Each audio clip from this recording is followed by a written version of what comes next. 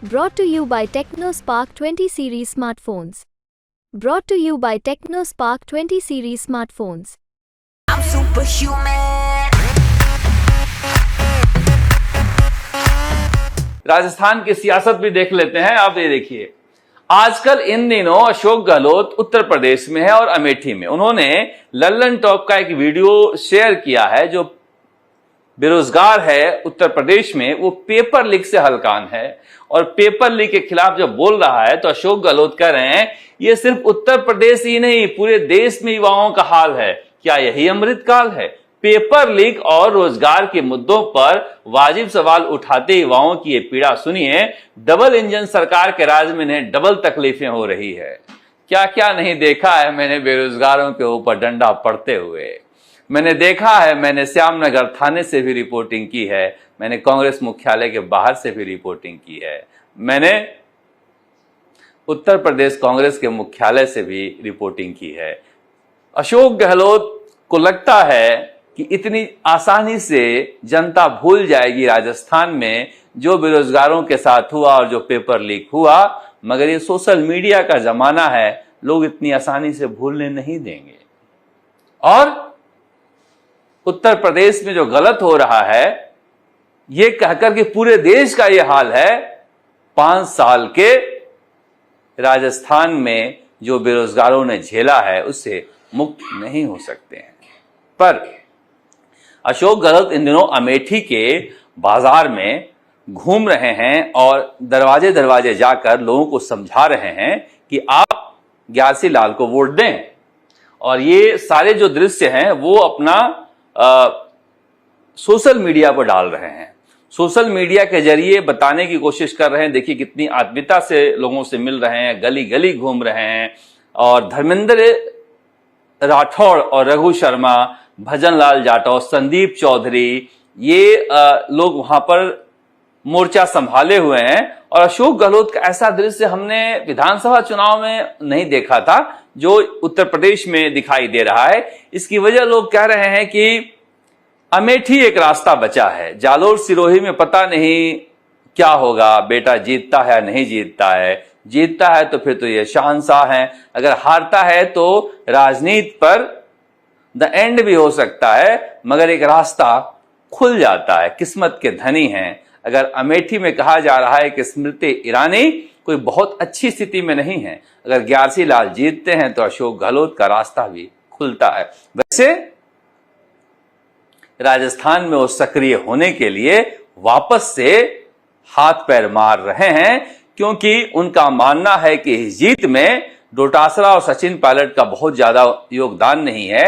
उनके पिछले कार्यकाल को लोग याद करके इस बार राजस्थान में कांग्रेस को वोट दे रहे हैं। और आज चुनाव हो जाए तो अशोक गहलोत को फिर से राजस्थान की जनता मुख्यमंत्री बनाना चाहती है। लोगों का फीडबैक उनके पास आ रहा है। ये मैं नहीं कह रहा हूं, ये उनसे जो पत्रकार मिलने जा रहे हैं उनसे अशोक गहलोत कह रहे हैं कि लोग याद करके रो रहे हैं, पता नहीं कौन है। खैर, उधर सचिन पायलट पहली बार इस तरह से कोई स्टार प्रचारक की सूची आ रही है जिसमें बैलेंस बनाता हुआ कांग्रेस नहीं दिखाई दे रही है। जो जहां पर उपयोगी है उसे रख रही है। पहले होता क्या था कि भले ही केरल और तमिलनाडु में स्टार प्रचारक की लिस्ट आए, अगर सचिन पायलट का नाम आता है तो अशोक गहलोत का होना जरूरी होता है। उड़ीसा और हिमाचल प्रदेश के स्टार प्रचारक की सूची में केवल सचिन पायलट का नाम होना यह दिखाता है कि सचिन पायलट का केंद्र में धीरे धीरे रुतबा बढ़ रहा है। मगर इसके बाद जो रुतबा बढ़ा है, आज दिल्ली के अखबार की यह खबर है,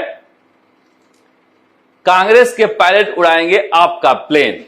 और इसमें देवेंद्र यादव का बयान छपा है कि आपने अपने चुनाव प्रचार के लिए हमसे सचिन पायलट की मांग की है, उसे जल्दी ही पूरा किया जाएगा। आपने कांग्रेस के 40 स्टार प्रचारकों की सूची में से आपको महज एक नाम पसंद आया है दिल्ली का, सचिन पायलट। और सचिन पायलट आपका प्लेन उड़ाते हुए दिखाई देंगे। इसके अलावा राहुल गांधी और प्रियंका गांधी, जो गांधी परिवार के सदस्य हैं, वो भी दिल्ली में वोट मांगेंगे। मगर सचिन पायलट की डिमांड आम आदमी पार्टी ने की है। मैं अक्सर कहता हूं तो लोगों को, कई बार क्या होता है, किसी व्यक्ति की आप ज्यादा तारीफ करें तो बेवजह लोग दुश्मन हो जाते हैं, तो उस वजह से भी इस तरह की स्थिति आती है। मगर ये जो छपा है दिल्ली के अखबार में, वो मैं रिपोर्ट पढ़ के बता रहा था आपको।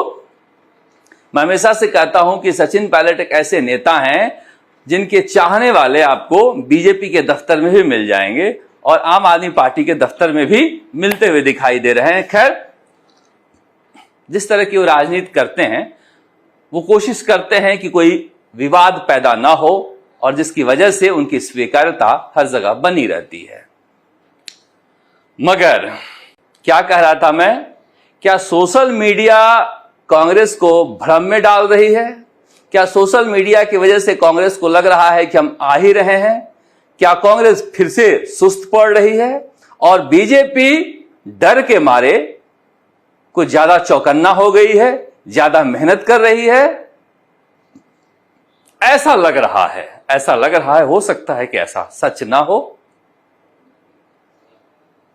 मेरे लगने और आपके लगने में फर्क हो सकता है, मगर जिस तरह से 2-3 दिनों में लगातार बयान आए हैं, अब आज अरविंद केजरीवाल गए थे उत्तर प्रदेश में अखिलेश यादव के साथ प्रेस कॉन्फ्रेंस करने और उनसे स्वाति मालीवाल के बारे में पूछा गया, तो अखिलेश यादव ने कहा कि और सारे मसले बड़े हैं। और जवाब में संजय सिंह ने कांग्रेस के शासन को छोड़कर बीजेपी के शासन में जितने भी महिलाओं के साथ अत्याचार की घटनाएं हुई है, सब गिना दिए। अब मुझे लग रहा है कि कुत्ता दांत से काटे, आप ही कुत्ते को दांत से काट लीजिएगा, तो कुत्ते और इंसान में क्या फर्क रहेगा। इसलिए मुझे ये बात अच्छी नहीं लगती कि अगर कोई कहता है कि उनके कार्यकाल में भी तो हुआ था, उनके कार्यकाल में भी तो हुआ था। आप बेहतर इसलिए हैं और जनता आपको बेहतर इसलिए मान सकती है क्योंकि आप उनसे बेहतर हैं, इसलिए इन तर्कों में दम नहीं है। मगर प्रियंका गांधी ने साहस दिखाया है और प्रियंका गांधी ने कहा है कि हम स्वाति मालीवाल के साथ हैं। अब बीजेपी को देखो, इस पर राजनीति तो करेगी ही। स्वाति मालीवाल के गायब होने से एक राज्यसभा की सांसद हैं, मुख्यमंत्री के घर में पिटाई हुई है और उस जो आरोपी है उससे लेकर अरविंद केजरीवाल अपने साथ घूम रहे हैं, तो सवाल उठना लाजमी है। कई कांग्रेसी कह रहे हैं कि अच्छा था अरविंद केजरीवाल अंदर थे, कम से कम सहानुभूति का एक फैक्टर था और सुनीता केजरीवाल स्टार प्रचारक थी। मगर मैंने कहा ना, क्या अरविंद केजरीवाल जानबूझकर बाहर लाए गए? पता नहीं, सब सियासत है। अब केवल यही डिफरेंसेज है, ऐसी बात नहीं है कि ममता बनर्जी जो है वो कह रही हैं कि इंडिया गठबंधन में हम शामिल नहीं होंगे, हम कॉमरेडों और कांग्रेसियों के साथ नहीं बैठेंगे।